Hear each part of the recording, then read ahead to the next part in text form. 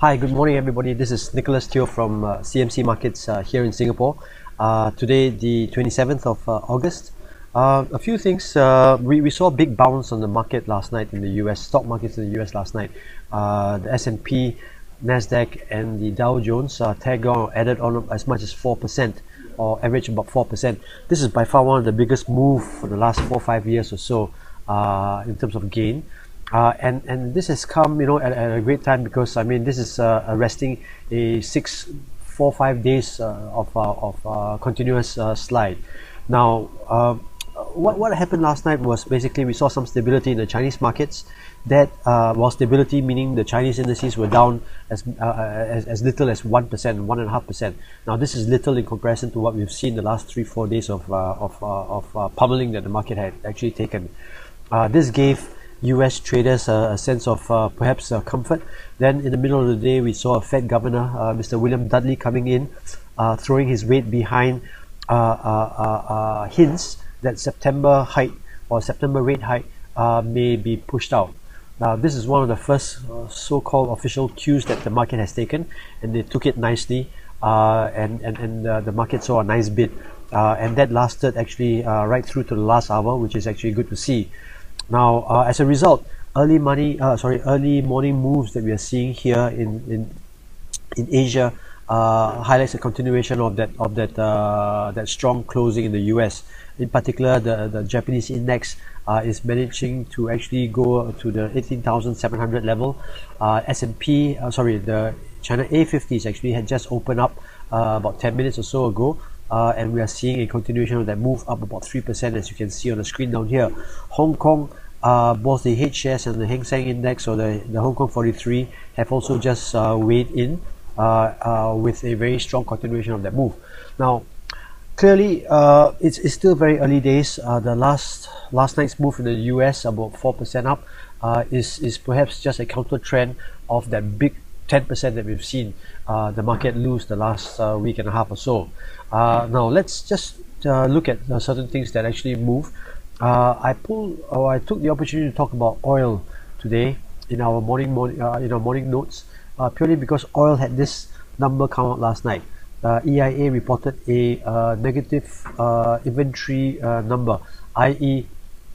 they saw inventory being drawn down by about 5 million barrels. This against a forecast of 2 million barrels that was expected, a build of 2 million barrels.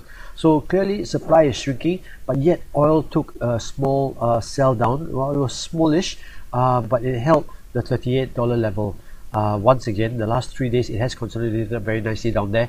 Today we are seeing a little bit of an early morning strength down here. Now let's pull up the WTI. This is the WTI again. I took the liberty to draw some of these lines down here. It shows that oil or WTI is actually hitting a point of inflection quite soon. Now, point of inflections are good sort of areas to trade around, because any break up or breakdown would or could mean an accelerated move in that direction. This is the 200-day moving average you see down here.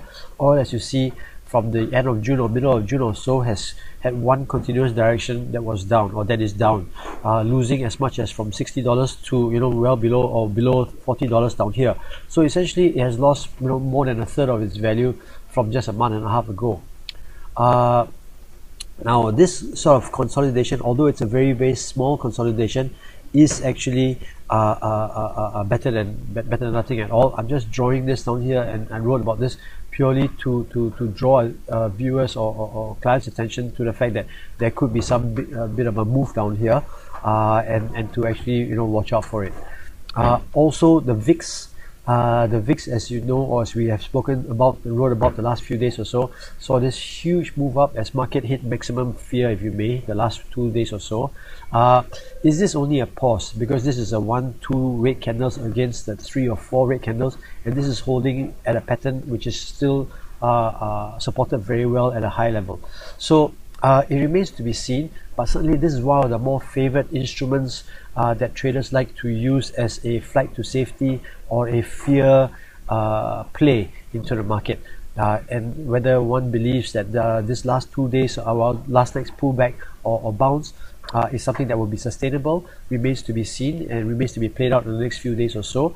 Whether it's a time for bargain hunt or it's a time for one to be actually trimming positions into this strength of the market also remains to be seen, as quite a few events are still left to be played out. Tonight we've got a number coming up from the US which I think is worth following, which is the GDP number, and this is a confirmation of an earlier read that suggests that the US economy could be on the mend, especially where second quarter numbers are concerned.